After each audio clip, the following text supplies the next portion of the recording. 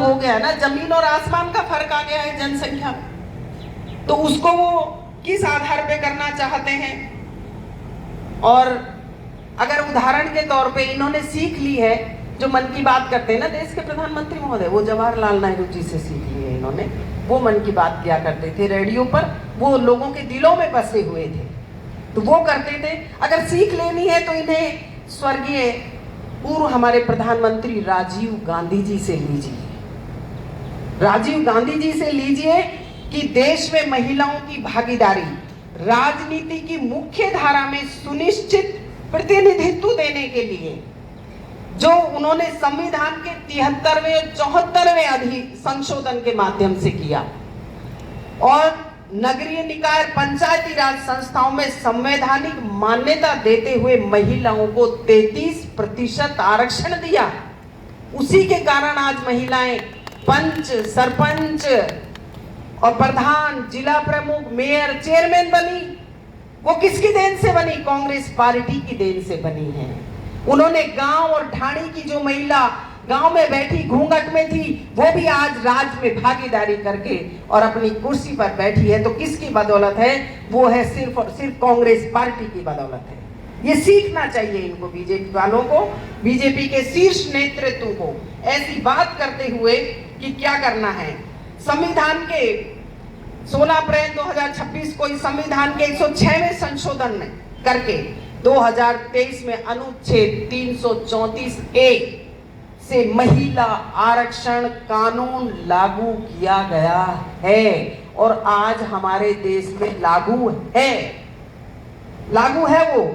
अब देश में आरक्षण की आड़ में लेकर के कि ये किस तरह से किया जाए, बीजेपी चुनाव का लाभ लेने उसमें परिसीमन को रख रही है। अरे परिसीमन कैसे करोगे भाई? जनगणना नहीं हुई तो किस आधार पे होगा?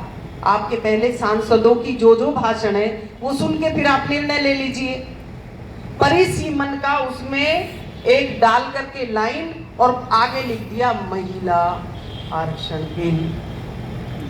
तो क्या बहकाना चाहते हैं? पूरे देश की जनता को ये भ्रमित करना चाहते हैं, जिससे कि उनकी जो भावना है कुटिलता की, राजनीतिक कुटिलता की जो भावना है प्रधानमंत्री महोदय की, वो इस बिल को ला करके उन्होंने अभी ये दिखा दिया 26 में कि उनकी भावना क्या है।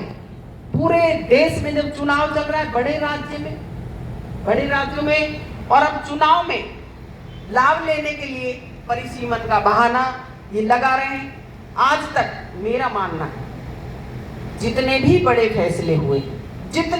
फैसले हुए हैं, आप इतिहास उठा करके देख लीजिए। संसद की कार्यवाही या इतिहास में आप निकालेंगे, आजकल नेट का जमाना है, सारा निकलेगा।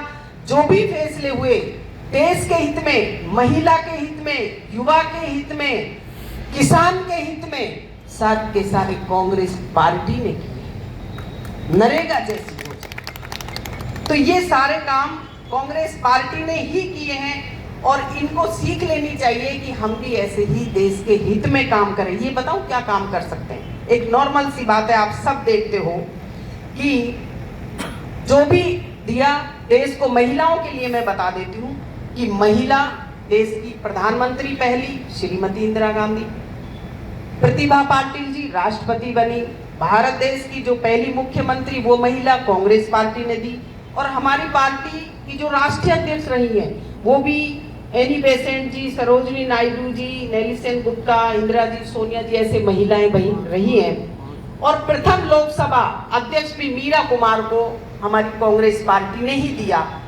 अब जो 2021 में जनगणना होनी थी वो 26 तक भी नहीं हुई है। ये सिर्फ और सिर्फ संसद में लाभ लेने के लिए कर रहे हैं। और आपको एक उदाहरण देना चाहूंगी कि पंचायतों में अभी जो नगर निकाय में परिसीमन इन्होंने किया है वो किस तरह से मनमाने तरीके से 5 पंचायत का एक पंचायत समिति वार्ड बनाया है। ऐसे उदाहरण भी हैं, मैंने देखा है।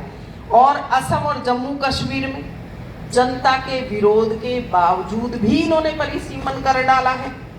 भाजपा के जो पिछले सभी वादे थे, जो कि अब तो गांव की महिला भी कहने लगी, अगर कोई थोड़ी सी कह दे साहब आने में देर हो रही है तो वो महिला, गांव की महिला, ढाणी की महिला भी यूं कहने लग गई है, ये तू क्यों झूठ बोले है, वो मोदी की तरह झूठ बोल रही है। तो ये अब प्रसिद्ध हो गया है। इनों की जुमले वाली जो सरकार, इसको नाम दिया गया है, वो